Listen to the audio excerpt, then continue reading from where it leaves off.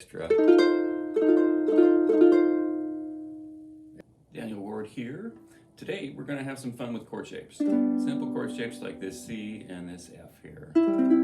Except that I'm playing on a baritone tuned tenor. So we're going to look at how shapes really work. That is a G and that's a C. It's kind of mind-boggling at first when you start, but let me switch back to straight re-entrant. There's a C chord.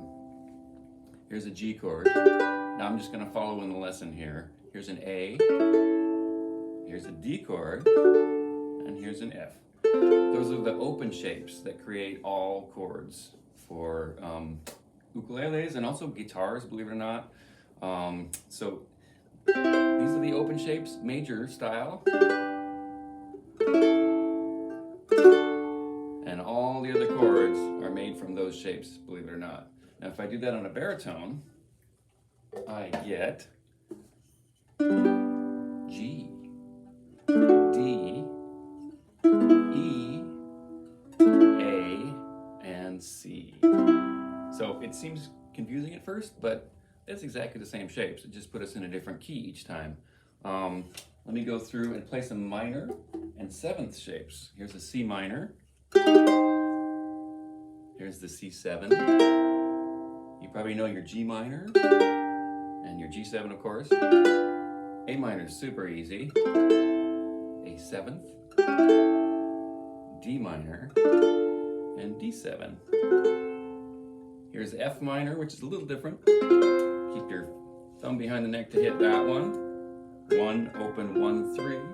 And then our F7, which looks like an F, but you add the extra. There you go. And if you pull that back, you get an E7. You see how all the chord shapes really start to work after a while. I'm going to do that same thing on this baritone. And here's the minor one. That is a G minor. Exactly the same. G7. There's a D minor. D7, which would be a G7 on the other one. E minor. E7. A minor. A7. C minor. And here's C7, which would have been an F7 on the other one. So instead of trying to keep track of how those work, let's just play through some songs and get used to the way that it sounds. I'm actually using a baritone with a high D. This is those fancy GHS sets that Craig and Sarah put out, and they sound wonderful. This is a Ken Franklin tenor ukulele, and I get a great baritone sound by using these string sets. Let's take both of these instruments. Go back to, this is a handmade instrument as well. Terry Harris made this one. Beautiful, straight up concert uke. We're in the key of C again at this point, and I'm going to teach you this quick little song. Well, I'm finally going home to my family and my friends, and I can't wait for dinner and then bed. It's just like a one-line song so that we can go through and learn these chords. C, C7, F, C, G7, C, then back to C, C7, F, C, G7, C, da-da-dum, ba-ba-bum, ba-da-da-da-da-dum, ba-ba-bum, ba-ba-bum, ba-ba-bum. Let's check that out with the same shapes exactly. I'm not going to do anything but just play what I know as a C shape, C7, F, but this time on the baritone. Puts us in the key of G. Don't even worry about it. Just use the same shapes as you're used to. Well, I'm finally going home. Finally going down lower than I can sing. Finally going home to my family and my friends. And I can't wait for dinner and then bed. You can see this is a great way to change keys if your voice is in the wrong key. Go back to the other one. Or just switch instruments. So that is a G, a G7. Here's a C, which would be an F on the other one. G, D7, G. If you don't think about it and you just start playing with both of these, it's almost like learning a foreign language where the same word is just different, but it's the same thing. So this is a G chord, even though it looks like a C in my brain. If you play baritone uke for just one afternoon and you start lining up the chords, it'll start to stick in your head. So let's go on to the next one. This is the G. We might skip a couple of these examples because we don't want to go through all of them. I'll let you do some of yourself. G, G7, C, G, G7, G. Same song, key of G, which we were just in on that instrument. It's crazy. Well, I'm finally going home to my family and my friends, and I can't wait for dinner and then bed. Let's try that on this guy. So, baritone, same shapes. Woo! Wow, it's amazing how different it sounds, huh? Well, I'm finally going home to my family and my friends, and I can't wait for dinner and then bed. That's in the key of D, but with the same shapes we're used to, okay? Let's do one more of these before we go into the minor section. This one, there's A. Okay, pretty easy. Well, I'm finally going home to my family and my friends, and I can't wait for dinner and then bed. Well, E7 in there.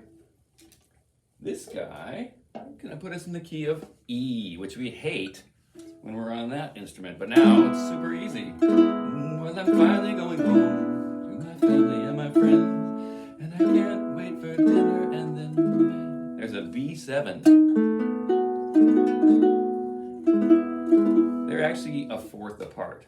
So the theory of it, I don't want you to think too hard about it, but if I'm playing a C in this one, and I count down 4, C, and I go backwards, B, A, G. Okay, so that's going to be a G. That's the easiest way to think of it. When you go backwards, it goes a little strange. So for now, just count backwards 4 letters, and you'll be able to go from this to this key. Let's skip over into the next section, and what I've done is take the same song and turn it into a little bit of a reharmonization with some minor chords on it. I'm going to start in C again. This time, well, I'm finally going home to my family and my friends, and I can't wait for dinner and then bed. So here we're going to use a lot more chords. Just get used to the shapes. C, E minor, A minor, then F, C, and end up with D minor, G7, C. So this is the 1 chord, that's the 3 minor, that's the 6, that's the 4, C, and then 2, 5, 1, if you like your numbers. If not, just don't worry about it and play straight through. If I do that same thing on baritone tuning, I get G, B minor, E minor, C. Now, G, A minor, D7, G. Now let's skip down to a couple different ones near the end here. Here is that same thing in the D shape.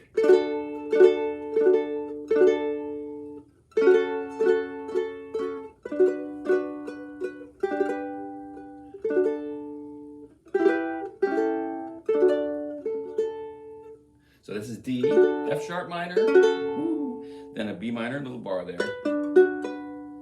up to the G, that's the 4 chord, back to our home bass, D, and then E minor, A7, D. So those same exact shapes on the baritone will yield the key of A, which is actually kind of nice.